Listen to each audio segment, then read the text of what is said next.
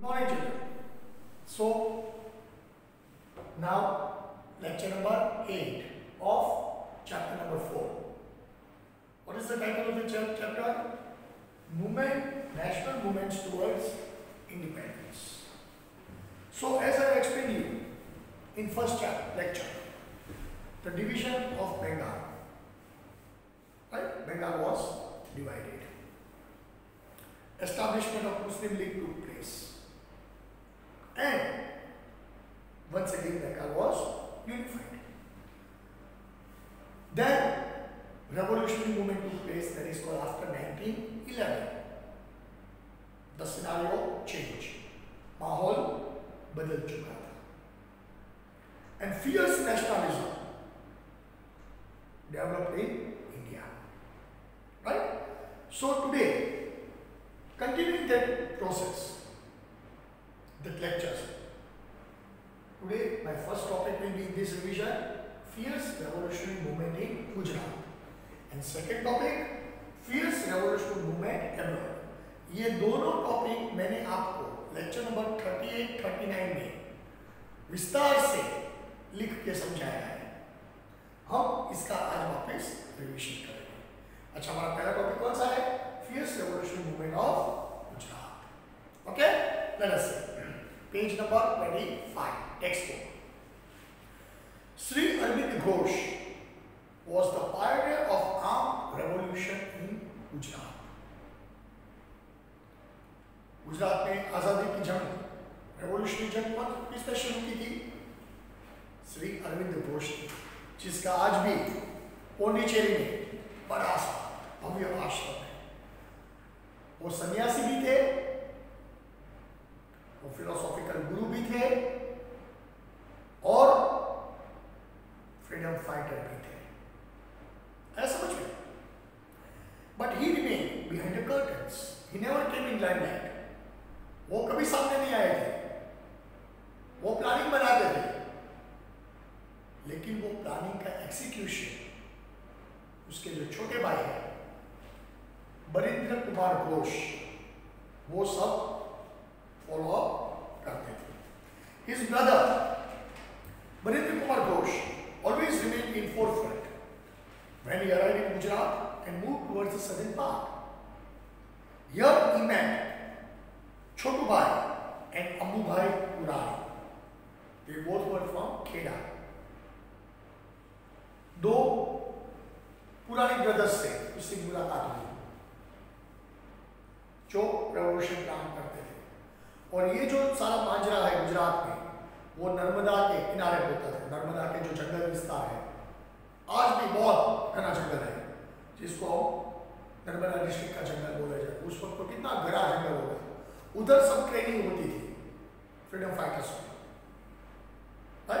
ताकि पूरे गुजरात में वो अपना काम एग्जीक्यूट कर सके. Who were the able companions?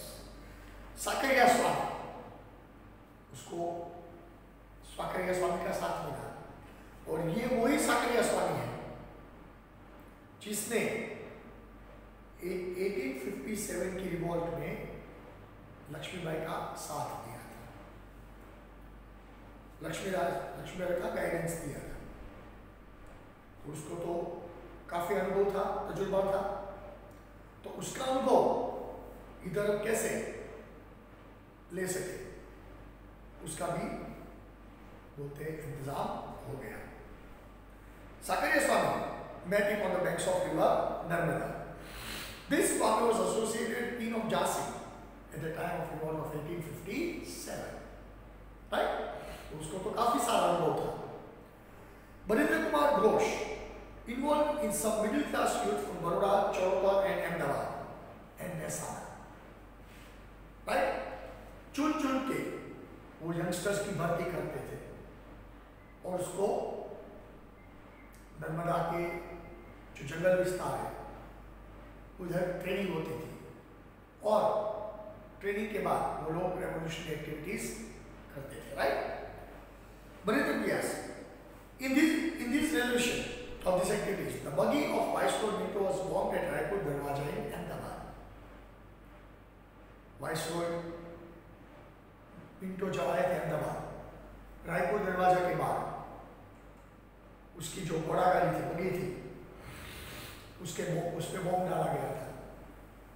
बच गए थे, लेकिन it was a great excitement in Gujarat. उस वक्त ये न्यूज़ ने तहलका मचा रखा था कि भाई वाइसरॉय पे हमला हो गया। मतलब ब्रिटिश शासन भी डर गया था कि भाई भलाई का जमाना खत्म हो गया, अब ये लोग मरने मारने पे उतर आए हैं। तो उसको भी डर तो बैठ ही गया था, क्योंकि पूरा माहौल चेंज हो गया था। अब बातचीत की कोई गुंजाइश ही नहीं थी, बातचीत बहुत हो गई, बातचीत से काम नहीं बनता। अब तो इनका जवाब पत्थर से मिलेगा, ऐसा समझ लें। Shri Aurobindo Ghosh decided the scheme of revolution in his book called Bhawani Mandir. उस वक्त गुजराती में सब कुछ लिखा जाता था, publication was made in Gujarati, articles और पब्लिश इन गुजराती, उसकी लैंग्वेज गुजराती थी, मतलब कि उसका मीनिंग रेवोल्यूशन के हिसाब से था, ताकि अगर ये बुक पकड़ा जाए, ये लोग पकड़ा जाए, ब्रिटिश उसको पूछताछ करे, उसके पास से जो सामग्री वो जब्त करे, तो भी उसको पता नहीं चलता कि भाई ये क्या बोलना चाहते हैं। वो रेवोल्यूशनरी कोड वर्ड में ही बात कर लेते थे, वही समझते थे अपने कोड्स, ऐसा समझ में। भवानी मंदिर, it was translated in Gujarati and published as General Dakshina. Dakshina means आजादी। दक्षिणा मतलब ये जिसको आप पेमेंट करते हैं, कोई घर में कोई अच्छा कार्य करवाते हैं तो उसके बाद ब्राह्मण को जो पेमेंट होता है उसको दक्षिणा बोलते हैं, उसका सीधा साधा मतलब है। लेकिन इधर इन लोग की भाषा में दक्षिणा का मतलब था आजादी, right. Booklets with title of वनस्पति, देशी वनस्पतिની દવાઓ, નાવાના સાબુ બનાવવાની રીત અને બોમ્બ બનાવવાની રીત, રાઈટ। कसरत, कसरत એટલે हमला करके भाग जाना। गुलाबोनो किस्सो, गुलाबोनो किस्सा मतलब incident taking place in Gujarat. कोई महसाणा में घटना हुई, कोई अहमदाबाद में घटना हुई, कोई जामनगर में घटना हुई, तो उसको वो लोग एलोबरेट करते थे उसी जमाने की टेक्नोलॉजी के हिसाब से, राइट, ताकि दूसरे को मोमेंटम मिले, एनकरेजमेंट मिले। कायदा और संग्रह, अगर पकड़ा गए तो कानून के तौर पे लीगली हम कैसे छूट सकते हैं, etcetera were publish in order to spread the thoughts of revolution, right. So the Britisher would not understand.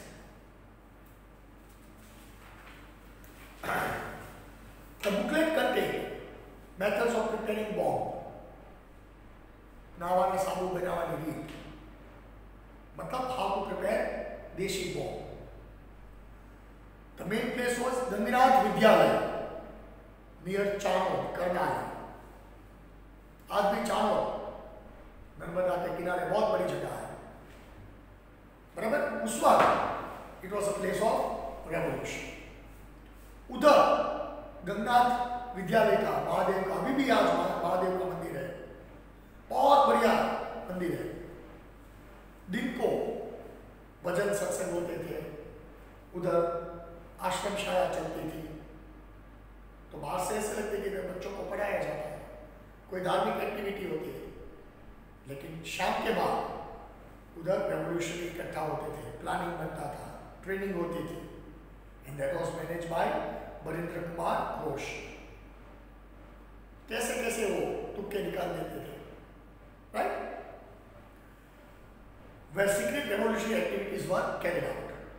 Many Gujarati youth joined these revolutionary activities. बराबर। गुजरात में काफी उसका दबदबा था। तो ये हुआ गुजरात की बात। अभी हम एब्रॉड की बात करेंगे।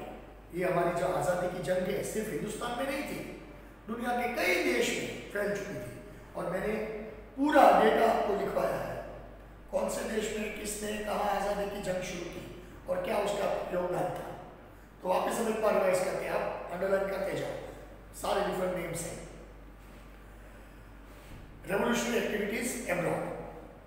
The revolutionary movement began in foreign countries, and also freedom movement of British revolutionary activities which spread in different countries like England, Canada, America, Germany, France, Myanmar, Malaysia, Singapore, Afghanistan, Russia, ये सारे देश में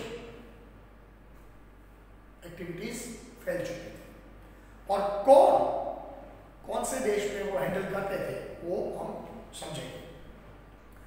तो revolutionary people like Shyamji Krishna Varma, Madan Lal Dhingra, Veer Savarkar, Lala Hardayal, Udham Singh, Raja Mahendra Pratap, madam Bhikaji ji Cama, Sardar Singh Rana,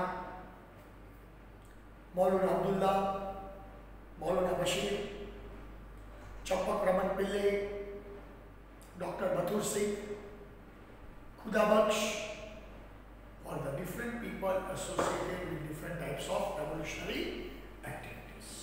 Now, let us see. The revolutionary activities in the foreign countries gave importance to the revolutionary activities of India.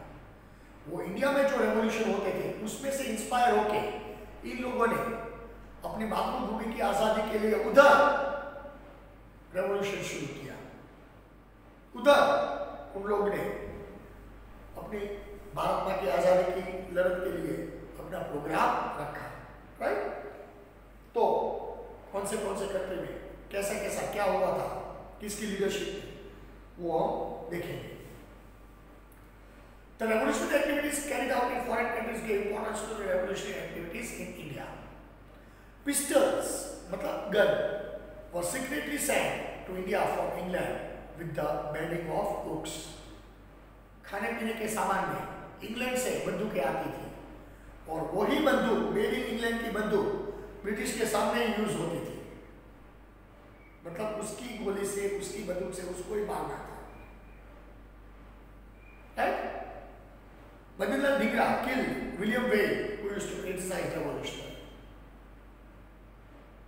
William well नामक जो British surgeon था, SP, वो revolutionary को बहुत टॉर्चर करता था, उसके प्रति उसको बहुत भारी नफरत थी, उसको मारा, right.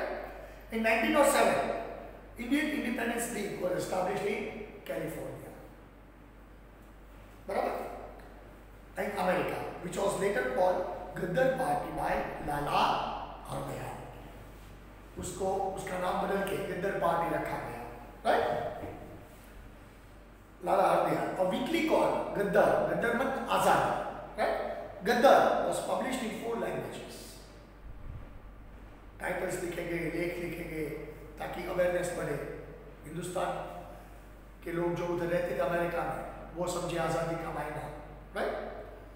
Taraknath Das and Kartar Singh also joined this activity, right? Champak Raman Pillai formed Hind Rashtriya Swayamsevak दल in Germany. अंडरलाइन करो, ये सब एमसीक्यू एसक्यू आएंगे आपको, हाँ? इसीलिए मैं एक सेंटेंस अलग अलग बोलता हूँ ताकि पूरा टॉपिक आपके दिमाग में पूरा सॉल्व हो जाए। चंपक रमन पिल्ले formed हिंद राष्ट्रीय स्वयंसेवक दल in Germany. The plan was made to attack India by making Iraq as a headquarter in 1907. लेकिन वो प्लान सक्सेसफुल नहीं हुआ। In Indian Socialist Conference held at Stuttgart in Germany, देखो फोटोग्राफ में नीचे दिए गए, पहली बार हिंदुस्तान का तिरंगा उधर लहराया था।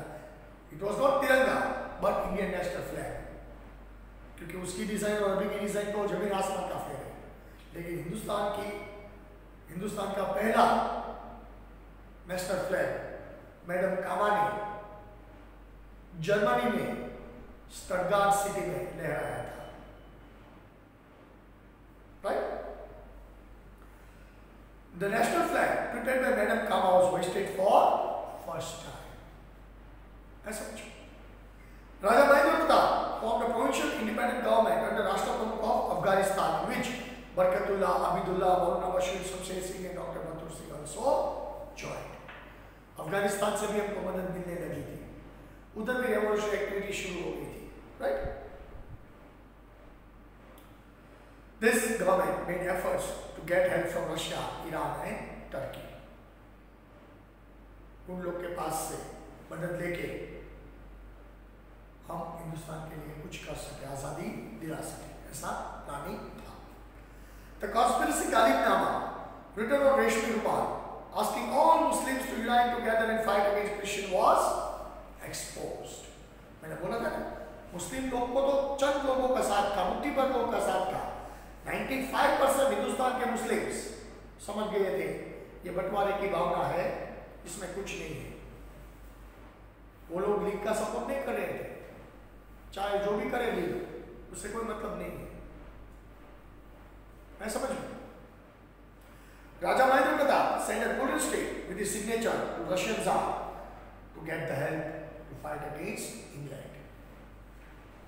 जार से मदद मांगी गई क्योंकि जार और रशिया की, इंग्लैंड और रशिया की नहीं बनती थी। तो ये तो होगा ना ऐसे सिंपल लॉजिक, दुश्मन का दुश्मन हमारा दोस्त होता है। इंग्लैंड और रशिया की दुश्मनी थी, तो इंडिया ने रशिया के पास से मदद मांगी, क्या हमारा इंग्लैंड इधर है, ब्रिटिश है, तो उसको कैसे परेशान किया जाए, कैसे आज़ादी दिलाई जाए, कैसे हिंदुस्तान को छोड़ के भागे, अब हमको मदद करो। लेकिन that could not be done because Tsar himself was defeated in 1970. उसकी भी हत्या हो गई, तो ये सपना, ये ख्वाब अधूरा रह गया था। Trotsky, Russian revolutionary, pledged all the support to Indian revolutionaries. Sonlal Pathak in Burma and Parmanand in Singapore carried out revolutionary activities. तो ये सारी दुनिया के अलग अलग कई छोटे मोटे देश में revolutionary activities होते थे। The Indian youth of age group of 18 to 25, 24-25 की उम्र के जो यंगस्टर्स थे, उन लोगों ने सबसे ज़्यादा प्रभावित किया था। सारा मैक्सिमम हिस्सा उन लोगों का था। They were mainly involved in radical freedom movement. They used to carry out any thrilling activities without fear of death. मरने की कोई गुंजाइश ही नहीं थी, मरो या मारो, ऐसा ही था। When caught, they readily embraced death, shouting slogans like "Inqilab Zindabad" and "Vande Mataram." बराबर हंसते हंसते फांसी पे चढ़ जाते थे भारत माता के लिए। एक जुनून था उसको, एक पैशन था, ऐसा सैलाब था कि उसको लगभग रोकना नामुमकिन हो गया था। And proposed a film for motherland. Their sacrifice will provide inspiration to the coming generation. तो ये था रिवॉल्यूशन। अभी हमारा टॉपिक है Morley Minto reforms. Morley Minto reforms.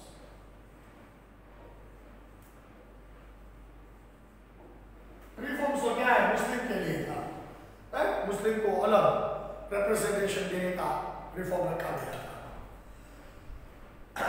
1909 में हुआ था। The English adopted the policy of divide and rule and create enmity between Hindus and Muslims. So under the leadership of Aga Khan, Muslim delegation, मतलब group of Muslims, met Viceroy Minto. Morley was the Indian Wazir at that time, and he made some reformation for Muslims, which was called Morley Minto reforms, ताकि मुस्लिम league को शुरुआत में attract करके ज़्यादा से ज़्यादा मुस्लिम को ब्रिटिश अपने साइड फेवर करवा सके, लेकिन ऐसा कुछ हुआ नहीं।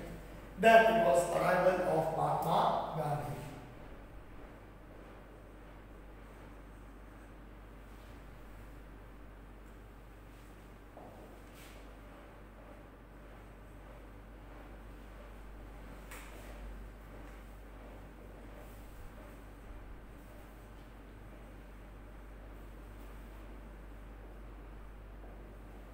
Arrival of Mahatma Gandhi, right?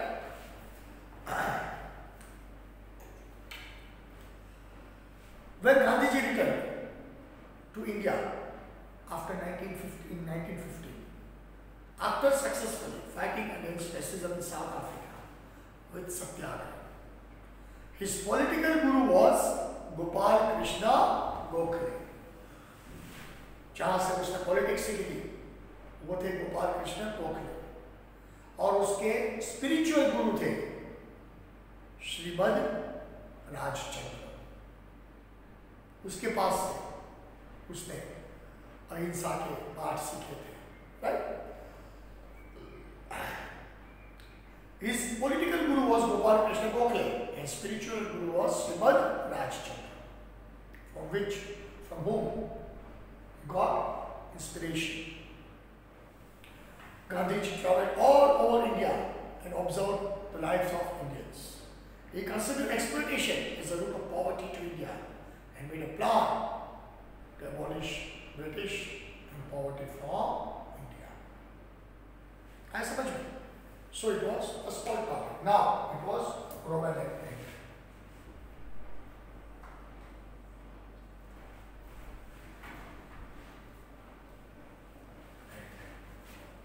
which was called Black Act according to Mahatma Gandhi.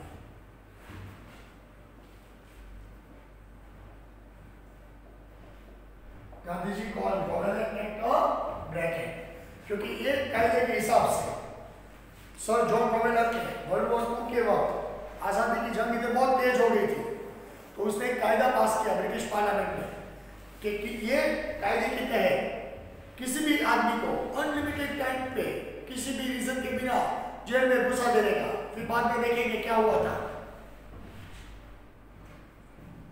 बराबर। तो ये सरासर अन्याय हुआ था। रेपर ले ली दो, रेपर ले ली दो। तो ये सरासर अन्याय हुआ, इसीलिए गांधी जी रोवेल एक्ट को ब्लैक एक्ट बोलते थे, right. The British government formed a Rovel Act under the chairmanship of John Rowell, the Minister of Law in 1919. This act was formed with the purpose of suppressing revolutionaries and nationalists. किसी भी हालत में आजादी की जो movement होती थी उसको दबा देना चाहिए, उसको किसी भी हालत में खत्म करना था।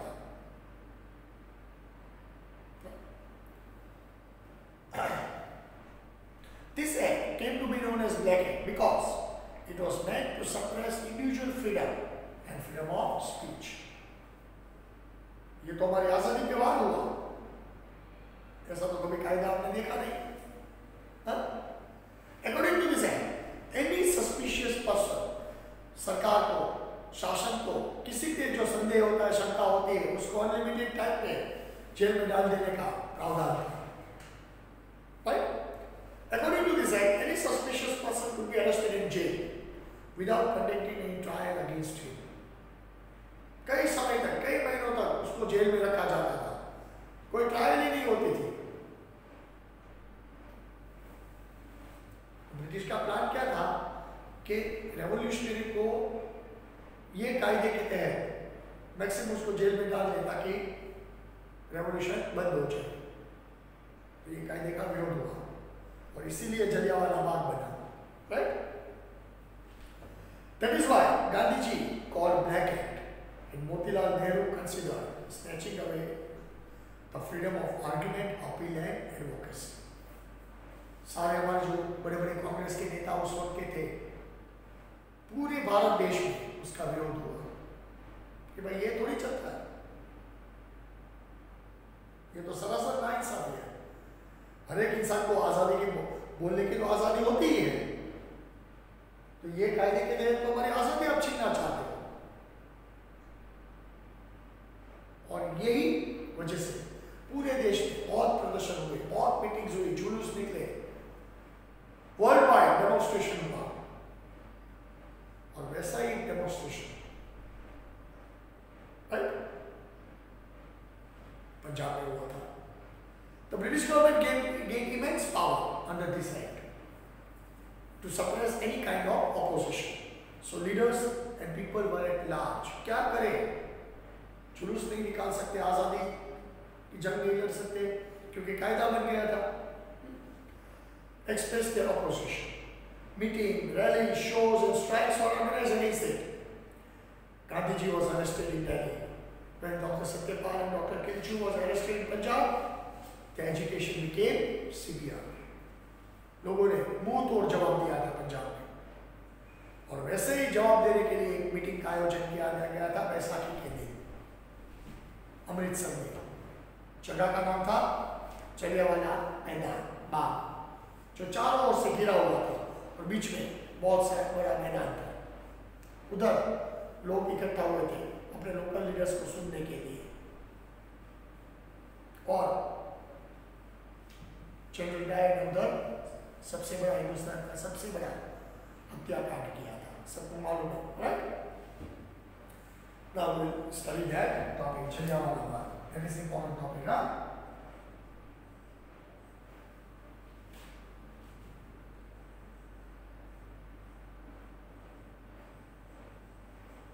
Jallianwala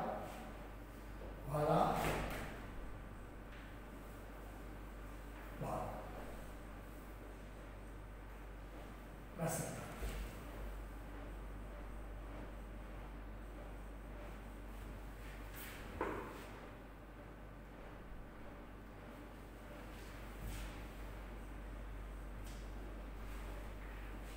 Jallianwala Bagh massacre, right? 13th March, Baisakhi का दिन था 1990, when popular leaders like Dr. Satyapal and Dr. Kichu were arrested in Amritsar, Punjab. A public gathering was organized in Jallianwala Bagh in Amritsar on the day of Baisakhi to oppose his arrest. कि भाई ये तो सारा नाइंसाफी है, कोई गुनाह नहीं है तो उसको आप कैसे उठा सकते हो, उसको कैसे जेल में डाल सकते हो? ये तो नाइंसाफी वाली बात हुई। तो उसको अपोज करने के लिए जो मीटिंग रखी गई थी, राइट, वो बैसाखी का दिन था, इसीलिए बैसाखी बड़ा फेस्टिवल होता है, और वो फेस्टिवल के दिन छुट्टी के माहौल में लगभग पूरा अमृतसर उधर इकट्ठा हुआ था, right? General O'Donnell Dyer reached there with his troops and without any warning opened fire to the innocent people with the machine guns. देखो ये फोटोग्राफ दिया गया है, मैंने वो रशियन रेवोल्यूशन आपको समझाया था, ब्लडी संडे, उसमें से इंस्पायर होके जनरल डायर ने इधर जलियांवाला बाग हत्याकांड किया था। मैंने पिछले लेक्चर में आपको समझाया था, right? There are 4 walls on the 4 sides of the bagh. In the middle, there was unused well on the sides which was being narrow. पूरा जगह बड़ी-बड़ी वॉल से घिर चुका था, बीच में unused well था, तो लोग अपनी जान बचाने के लिए ऊपरा चापी वो कुएं में कूदने लगे, और कई लोगों ने इसी हादसे में अपनी जान गंवा दी, right? According to the government report, 379 people died and 1,200 injured. As per committee appointed by the Congress, 1,000 people during the fighting was died. 1,000 से ज्यादा लोगों की मौत हुई थी। गवर्नमेंट छिपा रही थी, झूठ बोल रही थी। Hunter Commission was investigating the British government defending General Dyer. एक कमीशन बैठाने का नाटक किया, डायर को इनोसेंट मान के छोड़ दिया कि भाई ये तो मानवीय गलती है, हो जाता है। अरे इतनी बड़ी गलती, 1,000 निर्दोष लोगों को मारना, वो गलती हुई। और उससे बड़ी बात तो ये है, जब वो वापस इंग्लैंड गया तो इंग्लैंड में उसका सम्मान हुआ, गोल्डन क्रॉस और 2,000 पाउंड का इनाम मिला। किसके लिए? ये आदमी ने 1,000 निर्दोष भारतीयों की हत्या की थी, इसके इनाम स्वरूप उसको सम्मान मिला। And that is why Gandhi ji totally lost faith in British government. British शासन पे जो गांधी जी का थोड़ा बहुत भरोसा था वो टूट गया। कि भाई ये लोग विश्वास के काबिल ही नहीं है, इतना बड़ा अपराध किया है, उसको आप मान सम्मान देते हो ईरान इंग्लैंड में? How can we trust? और इसके बाद गांधी जी ने नई एक जंग की शुरुआत की, जिसको हम बोलते हैं नॉन कोऑपरेशन मूवमेंट, असहयोग आंदोलन। क्यों? कि जलियांवाला बाग का जो हत्यारा था उसका इंग्लैंड में सम्मान हुआ था, पनिशमेंट के लिए देने की बजाय उसको सम्मानित किया गया था। समझो, the commission for the dire consider it was an innocent mistake। भूल हो गई, भूल में एक गोली चलती है, 2, 5 चलती है, 10,000 बुलेट्स नहीं चलती भूल में, right? On the other hand, when Dyer returned to England, he was honored with sword and 2,000 pounds इनाम के रूप में, क्योंकि वो बहुत बड़ा काम करके हिंदुस्तान से आया था। Indians got terrible shock after this. It was an inhuman act. Gandhiji completely lost faith towards British government. एक रत्ती बार भी भरोसा बचा नहीं था। गांधी जी ने बिल्कुल बोल दिया था कि आप भरोसे के काबिल नहीं हो, आप पे कोई भी प्रकार का विश्वास नहीं रखा जा सकता। This event played a very important role in uniting the whole nation. This tragedy became the ground for non-cooperation movement. Right? खिलाफत मूवमेंट नहीं करने का, फिर बाद में non-cooperation movement।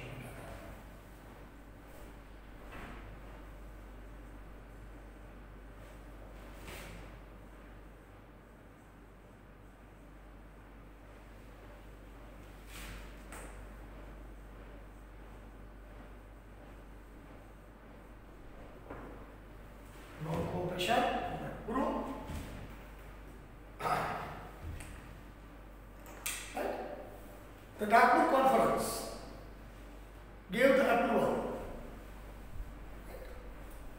to the non-cooperation movement on December 1920. ये जलियांवाला बाग के घटना के बाद the Congress made a strong demand for independence of India, Swaraj, instead of self-government under the rule of British Empire, complete independence. Right? Now, non-cooperation movement have two ideas, constructive ideas and destructive ideas. First, we'll study some constructive aspects of non-cooperation. Right? The positive aspects of this movement's were Hindu-Muslim unity to be strengthened, insistency on using Swadeshi goods, revival of spinning wheel in every house, collection of 1 crore rupees for Tilak Swaraj Fund, abolition of untouchability, national education, prohibition of liquor and other vices from the society were all the constructive aspects of non-cooperation movement. तो ये जो समाज की खराबी थी वो तो पहले हटाना पड़ेगा ना, तो वो हटाने के लिए जो आंदोलन हुआ इसके तहत, तो वो सब थे positive aspect. Now negative aspect, the negative aspect consisting of giving of government jobs, government schools and colleges, boycotting legislations, resignation from government courts, more stress on local self-government, boycotting of foreign goods and other articles were the negative aspects of non-cooperation. And one thing I want to say is that stress was given on local education. It is called Gujarat में उसी वक्त हमारी university की establishment हुई थी, जिसे हम Gujarat university बोलते हैं, right? The Gujarat University was established in 1920 at the time of Norman as a part of stressing giving Indian education. Gujarat Vidyapith की स्थापना हुई थी। वैसे कई सारे विद्यापीठ बने थे जो नॉन कोऑपरेशन के हिसाब से आंदोलन चलता गया। Day by day this became fierce और एक घटना हुई चोरी चुरा में, बराबर, वो हम बाद में पढ़ेंगे, लेकिन क्या क्या उस वक्त हुआ था रहस्य। In the beginning of the movement Mahatma Gandhi and Tagore surrendered their guidance of Kesari Hind and Knighthood respectively. जो ब्रिटिश सरकार ने उन लोगों को खिताब दिया था, इनाम दिया था, वो वापस दे दिया। नहीं चाहिए आपका इनाम, 1000 रुपया भत्या कर दे और हमको इनाम दे दो, नहीं कुछ चाहिए। The titles were given back. Other leaders of the nation also gave up their titles and positions. Students left schools and colleges. At various places, foreign clothes were set on fire. When Duke of Kent came to India, he was boycotted. उसका welcome ही नहीं हुआ, आके चला गया, मालूम भी नहीं पड़ा। The ceremony of ordering Prince of Wales was boycotted. हमको आमंत्रण मिला था, प्रिंस ऑफ वेल्स का सेरेमनी था, राज्याभिषेक समारोह था इंग्लैंड में, कोई भी नेता उधर नहीं गए थे, काहे के जाना था। Such incidents created excitement among the national movement. On the other hand, national schools and colleges were established, like Kashi Vidyapit, Bihar Vidyapit, Jamia Maliya Islamia, Gujarat Vidyapit, etc. Kei sari colleges, universities bane. Right? Due to vigorous propaganda of Swadeshi movement, the import of foreign goods, footwear, items of luxuries reduced drastically. सारा खेल खत्म होने को आया था, व्यापार में भयंकर घाटा आने आया। राइट? इंग्लैंड का माल सामान बाजार में बिकना बंद हो गया था, total boycott. This reaction rattled the British Parliament. The government was shocked to this kind of huge economic losses of England. बराबर? फिर इंसिडेंट ऑफ चोरी चोरा, आपको मालूम है 22 पुलिस को अंदर जिंदा जला दिया था और गांधी जी ने नॉन कोऑपरेशन मूवमेंट सस्पेंड किया था। Right? The people took out the rally इन चोरी चोरा village of Gorakhpur, UP. The police open fire at the people. When they ran shot of bullets, the people attacked the police station and set fire, in which 21 policemen were burnt alive. 21 police लोग को जिंदा जला दिया था। On receiving this horrible news, Gandhi ji said, I have committed Himalayan blunder by giving the tool of satyagraha in the hands of people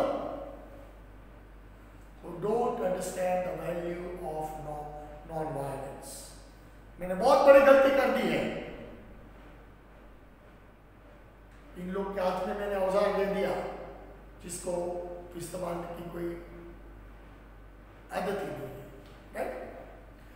so he suspended movement immediately. उसका reaction आया कांग्रेस में, कांग्रेस का बंटवारा हो गया, importance of non cooperation movement, बराबर, Swaraj party बनी। With the purpose of retaining the national awareness among the people, Chittaranjan Das Munshi, Motilal Nehru form Swaraj party. After the withdrawal of non cooperation movement, Congress में बंटवारा हो गया। आधे लोग गांधी जी को सपोर्ट करते थे उसके डिसीजन को, आधे लोग ऐसे सोचते थे कि भाई गांधी जी कब जब गए तब वो ऐसे चलता है, ये कांग्रेस पार्टी है, एक आदमी की थोड़ी पार्टी है। तो कई लोगों को गांधी जी की विचारधारा से विरोध था, वो अलग हो गए और वो अलग हो गए अपनी अलग पार्टी बनाई जिसको बोलते हैं Swaraj party.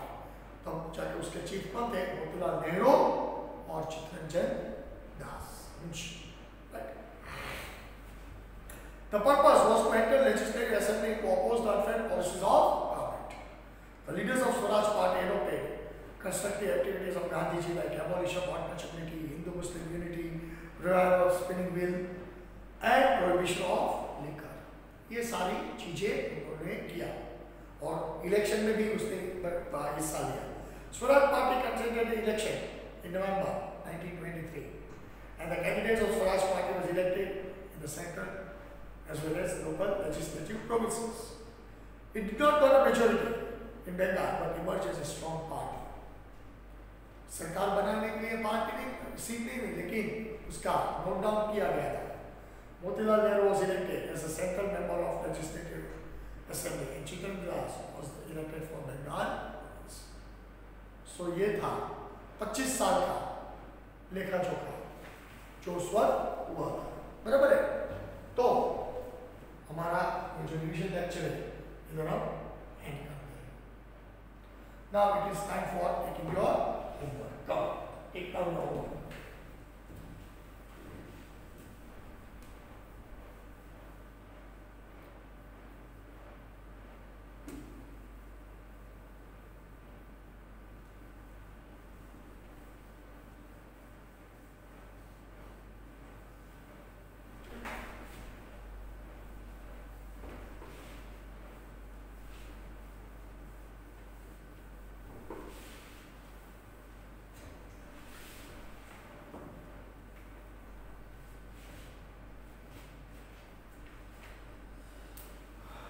Homework.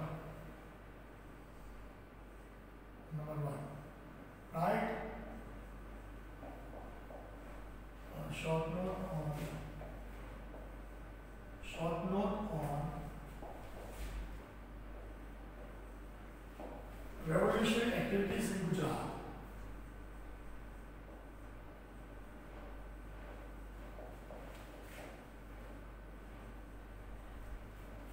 Activities in Gujarat.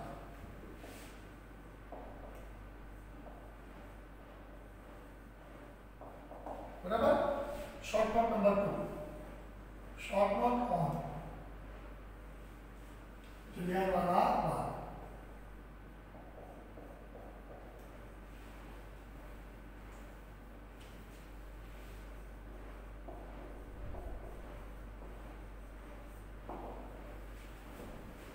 Jallianwala Bagh.